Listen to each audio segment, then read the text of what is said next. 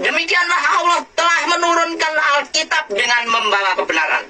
Dengan membawa kebenaran. Artinya, Alkitab ini diakui Quran mengandung kebenaran. Ya. Dan sesungguhnya orang-orang yang berselisih paham tentang kebenaran Alkitab. Jadi siapapun orangnya, mau Islam, mau Kristen, mau Buddha, mau Hindu, siapapun orangnya yang mempersoalkan Alkitab, sesungguhnya mereka menyimpang jauh. Jadi Al-Quran itu membenarkan isi Alkitab. Ya, salam Bapak Ibu dan teman-teman yang dikasihi oleh Tuhan. Kembali lagi di Studio Kristen. Pada kesempatan kali ini kita juga akan menyaksikan bagaimana ada seorang ustadz yang menyatakan bahwa ustadz ini membenarkan bahwa ternyata Alkitab itu dibenarkan oleh Al-Quran. Ya, mari kita dengar bagaimana penjelasan dari ustadz ini. Selamat menyaksikan, Tuhan Yesus memberkati.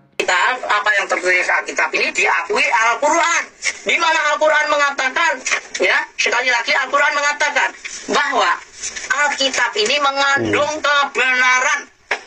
Contohnya di dalam surat Al-Baqarah ayat 176, di sana dikatakan zalika bi anna Allaha nazzala kitaba bil haqq wa innal ladzina ikhtalafu fil kitab la fi shiqaqin ba'id. Demikianlah Allah telah menurunkan Alkitab dengan membawa kebenaran. Dengan membawa kebenaran. Artinya, Alkitab ini diakui Quran mengandung kebenaran. Ya. Dan sesungguhnya orang-orang yang berselisih paham tentang kebenaran Alkitab. Jadi siapapun orangnya, mau Islam, mau Kristen, mau Buddha, mau Hindu, siapapun orangnya yang mempersoalkan Alkitab, sesungguhnya mereka menyimpang jauh. Sekali lagi, siapapun orangnya yang mempersoalkan kebenaran Alkitab, mereka menyimpang jauh dari kebenaran itu. Ya. Karena apa? Karena Alkitab itu sekali lagi mengandung kebenaran. Ya, baik teman-teman, kita sudah mendengar bagaimana ceramah Ustadz ini. Dia memberikan ceramah kepada jemaatnya. Dan ternyata ceramah dari Ustadz ini ditanggapi oleh ada seorang admin dari Muslim.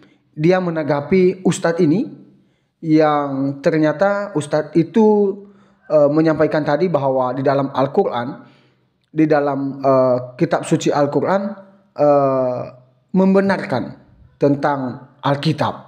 Nah, ada seorang yang admin Muslim yang menanggapi Ustadz ini. Dia mengatakan bahwa ternyata tidak benar, Al-Quran itu tidak membenarkan Alkitab. Ya, mari kita dengarkan bagaimana tanggapan admin dari Muslim ini. Ini dia videonya.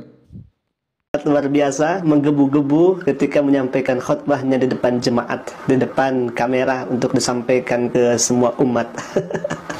Beliau ini sudah sepuh umurnya sebagai kakek-kakek, dan dikatakan di awal tadi bahwa Al-Quran itu membenarkan seluruh isi Alkitab.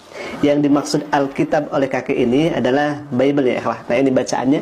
Nah, yang dimaksud oleh kakek ini adalah Alkitabnya, Bible-nya umat Kristen. Jadi Al-Quran itu membenarkan isi Alkitab ini. Jadi mohon maaf, semoga kakek ini bisa menonton tayangan kami, dan kami berharap dan kami berdoa semoga kakek ini panjang umur dan bisa melihat kebenaran Islam. Baik, dalam ayat tersebut Alkitab itu bukan merujuk kepada Bible. Sekali lagi, Alkitab bukan merujuk kepada Bible. Kenapa saya katakan demikian? Karena bertolak belakang dengan Al-Quran. Tidak sama isinya dengan Al-Quran. Bayangkan, dalam konsep ketuhanan saja itu sudah berbeda. Di dalam Bible ini atau di dalam ajaran yang umat Kristen ada yang kemudian konsep Trinitas. Di dalam Islam tidak. Dalam Islam ada yang namanya konsep tauhid, mengesahkan Allah, menyembah kepada Tuhan yang satu. Maka sangat keliru luar biasa kalau misalkan Al-Quran, mohon maaf saya katakan demikian, karena memang kakek ini sudah menyangkut paut Alkitab kepada Bible, maka kami sebutkan di sini Al-Quran tidak membenarkan Bible. Yang kedua, Di dalam Bible sendiri itu ada konsep penebusan dosa di tiang salib. Maka dalam Islam tidak ada seperti itu. Bagaimana cara penebusan dosa? Ya kita bertobat kepada Allah Subhanahu wa taala. Ketika kita melakukan kesalahan, kita kembali kepada Allah, tubu ilallahi taubatan nasuha, kata Allah. Jadi kita datang kepada Allah, menyesal terhadap apa yang kemudian kita pernah perbuat, kemudian kita berdoa dan kita bertobat kepada Allah Subhanahu wa taala, mengakui dosa yang pernah kita laksanakan dan berjanji untuk tidak mengulangi lagi kesalahan tersebut, maka insya Allah dosa oleh Allah akan diampuninya. Maka sangat berbeda kontras antara umat Islam dengan umat Kristen, di mana dalam Kristen itu ada yang namanya penebusan dosa dan umat Islam tidak mengenal penebusan dosa di tiang salib. Yang ketiga, ada yang namanya konsep dosa waris dalam kitab ini. Akan tetapi di dalam Islam itu tidak ada. Ketika kita melaksanakan dosa, ya ditanggung masing-masing. Dosa Nabi Adam tidak bisa ditanggung oleh umat manusia. Kemudian dosa kita tidak bisa ditanggung oleh yang akan menebus dosa, misalkan Isa atau Nabi Isa alaihissalam atau yang disebut dengan Yesus. Tidak, dalam Islam tidak ada konsep seperti itu. Jadi kalau misalkan kakek ini menyebutkan Al-Quran membenarkan seluruh Alkitab yang dimaksud oleh kakek ini adalah Bible, maka itu tidak benar. Apa yang kemudian dibenarkan oleh Al-Quranul Karim? Yang dibenarkan oleh Al-Quranul Karim bukan Alkitab punya kakek ini, Bible ini bukan. Bapak Ibu dan teman-teman yang dikasih oleh Tuhan, kita sudah mendengarkan bagaimana admin dari Muslim ini menanggapi Ustadz yang ceramah terhadap jemaatnya. Menurut saya admin dari Muslim ini kepanasan ya, karena kita melihat dasar dari Ustadz yang ceramah tadi mengatakan bahwa Alkitab dibenarkan oleh Al-Quran. Oke, kita garis bawahi di situ ya, Alkitab atau Al-Quran membenarkan Alkitab. Nah, itu yang dibahas oleh Ustadz itu tadi. Tetapi admin ini membahas ya konsep ketuhanan yang ada di dalam Al-Quran atau di dalam Alkitab.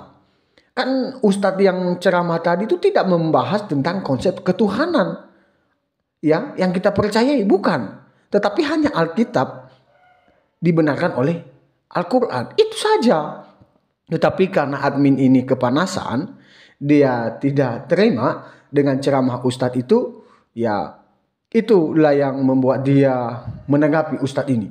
Tetapi yang mau saya soroti dari admin Muslim ini, ternyata di dalam konsep ketuhanan atau di dalam konsep Alkitab, bahwa sebenarnya Alkitab itu tidak butuh pembenaran, tidak butuh pembelaan dari kitab manapun. Ya, sekali lagi, Alkitab tidak butuh pembelaan atau pengakuan atau pembenaran dari kitab manapun. Karena Alkitab itu adalah firman Allah itu sendiri yang turun atau yang menjelma menjadi manusia. Karena di dalam Yohanes 1 ayat 1 mengatakan, pada mulanya adalah firman, firman itu bersama-sama dengan Allah. Dan firman itu telah menjelma menjadi manusia, yaitu di dalam Yesus Kristus. Ya, sudah sangat jauh berbeda dari konsep pemahaman admin ini. Admin ini tadi sudah sangat konsep berbeda dari apa yang dibahas oleh Ustadz tadi yang menceramahin jemaatnya. Sudah sangat jauh. Sedangkan admin ini dia bahas konsep ketuhanan atau kepercayaan. Sedangkan Ustadz yang ceramah tadi dia hanya membahas Al-Quran membenarkan Alkitab. Nah, ini sudah konsep sangat berbeda, jauh sekali. Jadi sekali lagi, Alkitab tidak membutuhkan pembenaran atau pembelaan atau pengakuan dari siapapun. Karena Allah itu tidak butuh dibela. Sekali lagi, Allah itu tidak butuh dibela. Atau Alkitab itu tidak butuh pembenaran atau pengakuan dari manapun. Ya, karena Alkitab itu adalah firman Allah itu sendiri yang menjelma menjadi manusia, yaitu di dalam Yesus Kristus yang telah mati dan hidup kembali untuk menyelamatkan manusia yang berdosa. Ya, ini tanggapan saya. Semoga video ini mencerdaskan kita, dan mari kita juga memberikan komentar-komentar yang baik, yang positif, yang membangun, supaya hidup kita berkenan kepada Tuhan. Ya, sekian saja. Sampai jumpa di video-video berikutnya. Jangan lupa subscribe, komen, dan share video ini. Tuhan Yesus memberkati.